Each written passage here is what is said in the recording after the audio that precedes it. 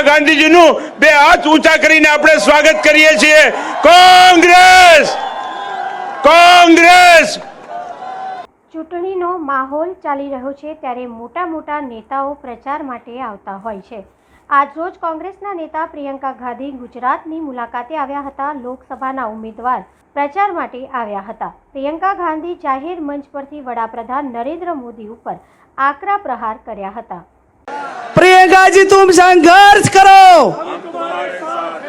आज बनासकांठा जिल्लानी धरा ઉપર પહેલી વખત પ્રિયંકાજીએ આ પગલા મૂક્યા છે ત્યારે મહાસચિવ કોંગ્રેસ પાર્ટીના મહાસચિવ ભૂતપૂર્વ વડાપ્રધાન ઇન્દિરાજી કે જેના રગોરગમાં આજે પણ બનાસકાંઠા જિલ્લો જે ઇન્દિરાજીને યાદ કરે છે એના પુત્રી રાજીવજીના પુત્રી પ્રિયંકાજી જ્યારે બનાસકાંઠા જિલ્લાની જનતાને બનાસની બેન જ્ઞાની બેનને જીતાડવા માટે આપ સૌને વિનંતી કરવા માટે વધાર્યા છે ત્યારે હું આપણા સૌ વતી બનાસકાંઠા વતી પ્રિયંકાજીનું હાર્દિક સ્વાગત કરું છું। ગુજરાત પ્રદેશ કોંગ્રેસ સમિતિના વરિષ્ઠ આપણા પ્રદેશ પ્રમુખ શક્તિસિંહજી ગોહિલ, વરિષ્ઠ ધારાસભ્યો, આપણા કોંગ્રેસ પાર્ટીના આગેવાનો, વડીલો, યુવાન ભાઈઓ અને સમગ્ર બનાસકાંઠા જિલ્લાના ખૂણે ખૂણેથી પધારેલા મારા કોંગ્રેસના રાનવગઢ જેવા સૌ વડીલો, યુવાન ભાઈઓ અને બહેનો, આજે હું તમારા બધા વતી પ્રિયંકાજીને ખાતરી આપું છું અને એમને કહું છું કે આ બનાસકાંઠા જિલ્લો છે એ તમારા પિતાશ્રીએ ત્રણ દુષ્કાળ પડ્યા હતા ત્યારે ગામડે ગામડે ફરીને ગાયોને શેરડી ખવડાવી હતી, અછતના કામો કરાવ્યા હતા, ખેડૂતોને વીજળી આપી હતી, શિક્ષણની વ્યવસ્થા કરી હતી। મારા વાવ વિસ્તારમાં પીવાનું પાણી નહોતું તો ડીસાથી કરીને માવસરી સુધી પાઇપલાઈનો નાખીને મારા તાલુકાઓને જિલ્લાના લોકોને પાણી પૂરું પાડ્યું હતું। ત્યારે હું તમારા બધા વતી ખાતરી આપું છું પ્રિયંકાજી આજે તમે બનાસકાંઠાના મહેમાન બનાય છો અને બનાસકાંઠા જિલ્લો એ આ વખતે કોંગ્રેસ પાર્ટીને આશીર્વાદ આપી બનાસની બેન જ્ઞાની બેનને જીતાડીને આ લોકસભાની સીટ એ તમને ભેટ આપશે એમાં મને કોઈ શંકાને સ્થાન નથી। આજે બજરંગ બલી હનુમાન દાદાની ભૂમિ છે, ધરણીધર ભગવાનની ભૂમિ છે અને માં અંબાની ભૂમિ છે કે જ્યાં ઇન્દિરાજી વડાપ્રધાન હતા ત્યારે માં 51 શક્તિપીઠ એ અંબાજીના દર્શન કરવા આવતા દેવી શક્તિઓના આશીર્વાદ આપની સાથે છે। ત્યારે આપ 7મી તારીખે મોટા પ્રમાણમાં મતદાન કરી અને બનાસકાંઠાની સીટ એ કોંગ્રેસને વિજય બનાવી તમારી બેનને વિજય બનાવો એ શબ્દ સાથે આપ સૌનો ખૂબ ખૂબ આભાર। અંબે માતાજીની આ પવિત્ર ભૂમિ ઉપર આજ શનિવાર છે, ગેળા હનુમાનજીના દર્શન કરી એમને માથું નમાવીને આવ્યા છીએ। આપનો આ સૌના આશીર્વાદ મળશે। કોઈ સમય આપની અને પ્રિયંકાજીની વચ્ચે લેવા નથી માંગતો, આપણે તો મળતા રહીએ છીએ ને વાતો કરતા રહીએ છીએ। આપ સૌએ જે આશીર્વાદ અને પ્રેમ જ્ઞાનીબેનને આપ્યો છે એ માટે બનાસકાંઠાના તમામ જ્ઞાતિના લોકોનો ખૂબ ખૂબ હૃદયપૂર્વક આભાર માનું છું અને હું વિનંતી કરીશ આપણા આજના મહેમાન અખિલ ભારતીય કોંગ્રેસ સમિતિના મહામંત્રી राष्ट्रीय नेता आदरणीय प्रियंका गांधी जी ने कि आइए और हमें संबोधित कीजिए। प्रियंका गांधी जी। सभा शुरू करने से पहले मेरे साथ मां अंबा जी की जोर से एक बार जय कहिए। मां अंबा जी की जय, मां नडेश्वरी जी की जय और गेड़ा हनुमान जी की जय। देखिए ये गुजरात की धरती है, यहाँ से इस दुनिया के सबसे शायद इस पूरी हमारी जो पीढ़ी है और इससे पहले की पीढ़ियां उसमें शायद दुनिया की सबसे महान हस्ती आपने गुजरात ने इस दुनिया को दी। महात्मा गांधी जी यहाँ पे जन्मे।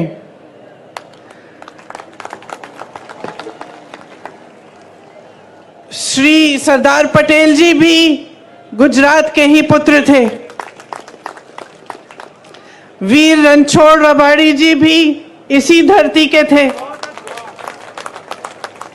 ये सारे महापुरुष किस लिए लड़े? ये सारे महापुरुष आपकी आजादी के लिए लड़े। ठीक है, ये पुरानी बात है। 70 साल निकल गए, बीत गए, हमारा देश आजाद है, स्वतंत्र है, हमारे देश में एक संविधान बना, इसी लड़ाई से उभरा।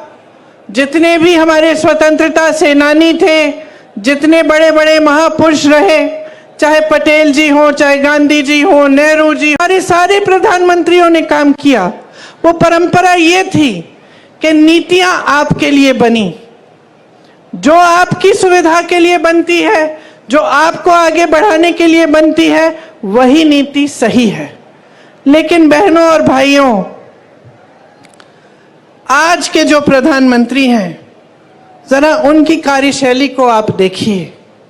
गुजरात ने उनको सब कुछ दिया, उनको सम्मान दिया, स्वाभिमान दिया, उनको आगे बढ़ाया, उनको सत्ता दी। आज प्रधानमंत्री बने, 10 सालों से प्रधानमंत्री हैं। जब जब आप उनको देखते हैं तो आप मुझे खुद बताइए, आप टीवी पे उनको देखते हैं कि नहीं? देखते हैं टीवी पे? देखते हैं ना? दिखते हैं। कहाँ दिखते हैं आपको? बड़े मंचों पे दिखते हैं, बड़े बड़े प्रधानमंत्रियों के साथ दिखते हैं, दूसरे देशों के राष्ट्रपतियों के साथ दिखते हैं, दिखते हैं ना? बड़े बड़े खरबपतियों के साथ दिखते हैं, सेठों के साथ दिखते हैं। कभी आपने उनको किसी किसान के घर जाते हुए देखा है? कभी आपने उनको किसी गरीब के घर में जाते हुए देखा है? मैंने यूपी में काम किया पिछले 5 सालों से। वहां पे उनका संसदीय क्षेत्र है। उनके संसदीय क्षेत्र वाराणसी में भी प्रधानमंत्री जी किसी एक गरीब के घर नहीं गए हैं। कभी नहीं पूछा है इन 10 सालों में कि भाई तुम कैसे हो। किसानों के लिए नीति बनाते हैं, किसान आंदोलन करता है। लाखों किसान 4 किलोमीटर दूर उनके घर से बैठते हैं, आंदोलन करते हैं। महीनों के लिए उनकी बिजली काटी जाती है, पानी काटा जाता है, 600 शहीद होते हैं किसान, लेकिन वो 4 किलोमीटर दूर चल के हमारे प्रधानमंत्री उनसे मिलने के लिए नहीं आते हैं। जब उनको पता चलता है कि चुनाव आ रहा है और ये किसान आंदोलन कर रहे हैं, हमें वोट नहीं मिलेगा, तब चुनाव के 2 महीने पहले वो कानून बदल देते हैं। ये है उनकी कार्यशैली। वो मेरे भाई को शहजादा बोलते हैं। मैं उनको बताना चाहती हूं, ये शहजादे 4000 किलोमीटर पैदल चले हैं।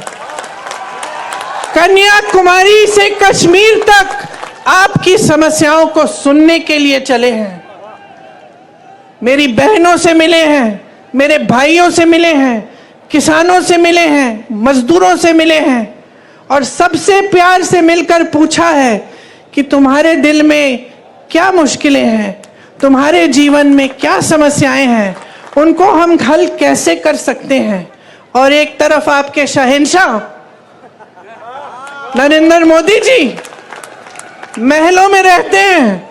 आपने कभी टीवी पे उनका चेहरा देखा है? एकदम साफ सुथरा सफेद कुर्ता, एक दाग नहीं है धूल का,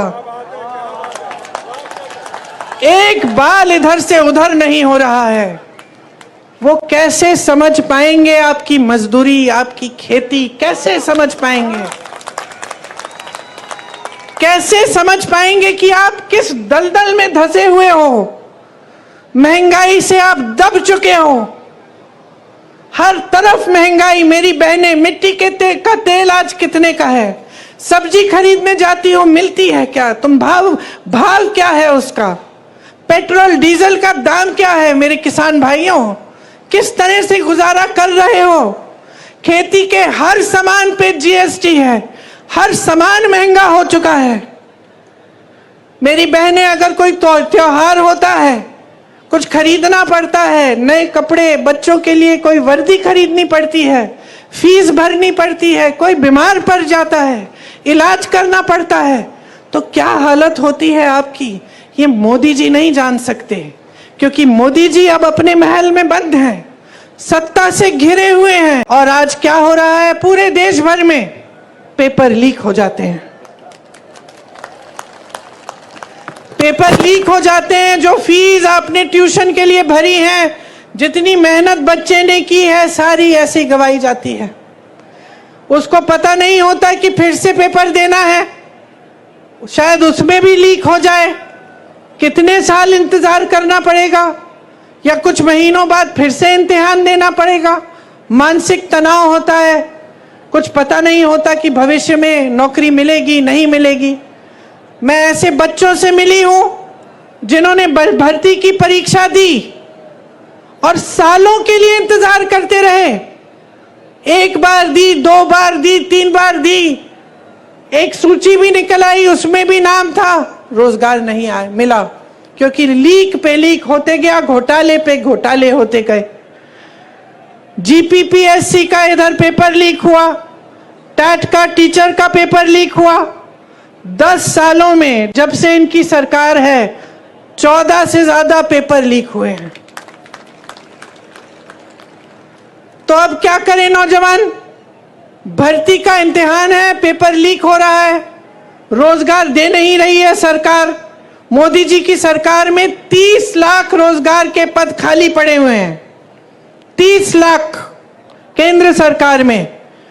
आप नौजवान यहाँ खड़े हो, यहीं पे हजारों खड़े होंगे जिनके पास रोजगार नहीं है। वहां 30 लाख पद खाली हैं, वो पद भरे नहीं गए हैं। तो पद खाली हैं, नौजवान खाली हैं, लेकिन आप पद नहीं भर रहे हैं, आपका ध्यान कहीं और है, सरकार का ध्यान रोजगार बनाने में नहीं है। तो ये परिस्थिति है कि जब आपको रोजगार नहीं मिलता तो फिर आउटसोर्सिंग और कॉन्ट्रैक्ट पे ही रोजगार मिलता है, और आप सब वही करते हैं क्योंकि और कोई चारा नहीं है, कोई स्थायी रोजगार। आपको बताया जा रहा है कि सावधान रहो, कांग्रेस एक एक्सरे की मशीन लाएगी और एक्सरे की मशीन से आपके घरों में घुस के आपके मंगलसूत्र छीनेगी, आपका सोना चुराएगी, ये कहा जा रहा है। देश के प्रधानमंत्री हैं, इतनी स्तरविहीन बातें। आपने देश का प्रधानमंत्री चुना ताकि देश का सम्मान रखें, पूरा देश देखे कि ये हमारे प्रधानमंत्री हैं, ये अच्छी सुलझी हुई बातें करते हैं, सभ्य बातें करते हैं, क्योंकि यही हमारी देश की सभ्यता रही है। हम अपने बड़ों को देखते हैं और हम कहते हैं कि देखिए कितने सभ्य हैं, आदर देते हैं। लेकिन अब हमारे प्रधानमंत्री आपके सामने झूठ तो बहुत बोलते हैं, लेकिन अब तो फिजूल की बातें करने लग गए हैं। पहले झूठ तक सीमित था, अब अजीब अजीब सी बातें। आप कहते हैं कि कांग्रेस ने 70 सालों में क्या किया। मैं इनसे पूछना चाहती हूँ 10 सालों में आपने क्या किया?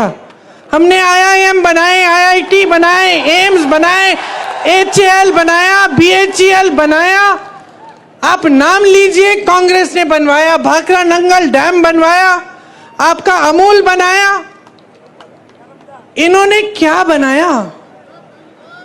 इन्होंने क्या बनाया? फूट फैलाई लोगों के बीच में, नफरत का बीज बो दिया, क्योंकि उस नफरत के बीज से उन्हीं की सत्ता बढ़ेगी। आपसे जब जब आते हैं चुनाव के समय आपसे बात करने के लिए, तो क्या बातें करते हैं? आए थे अभी 2-3 दिन पहले, मैंने सुना उनका भाषण। चुनाव है हिंदुस्तान में, बात हो रही है पाकिस्तान की। कांग्रेस कांग्रेस कांग्रेस, प्रियंका गांधी जी तुम आगे बढ़ो, प्रियंका गांधी जी तुम आगे बढ़ो। આજે બનાસકાંઠાની પાવન ધરતી ઉપર આપણા સૌના માર્ગદર્શક, દેશનું ગૌરવ એવા આદરણીય ઓલ ઇન્ડિયા કોંગ્રેસ કમિટીના મહાસચિવ, આપણા સૌના માર્ગદર્શક આદરણીય પ્રિયંકા ગાંધીજીનું આ બનાસકાંઠાની પવિત્ર ભૂમિ ઉપર જિલ્લા કોંગ્રેસ સમિતિ વતી હું હાર્દિક સ્વાગત કરું છું. આદરણીય શક્તિસિંહજી ગોહિલ સાહેબ, આદરણીય રામકિશન ઓઝાજી, આદરણીય સમગ્ર મંચનું બનાસકાંઠા જિલ્લા કોંગ્રેસ સમિતિ વતી આપ સૌનું સ્વાગત કરું છું. બનાસકાંઠાના મારા સમગ્ર જિલ્લાની પ્રજાનું હૃદયપૂર્વક સ્વાગત કરું છું. આપણે સૌને આજે માર્ગદર્શન આપવા માટે છેક દિલ્હીથી પ્રિયંકા ગાંધીજી પધાર્યા છે, ત્યારે જે આપનો ઉત્સાહ, ઉમંગ અને જે જોશ દેખાઈ રહ્યો છે, ત્યારે મને સંપૂર્ણ વિશ્વાસ છે કે આપણે આદરણીય પ્રિયંકા ગાંધીજીને વિશ્વાસ આપીએ કે ગુજરાતની અંદર સૌથી વધુ 1 લાખ કરતા વધુ વોટથી જ્ઞાનીબેનને જંગી બહુમતી જીતાડી. આભાર, ધન્યવાદ.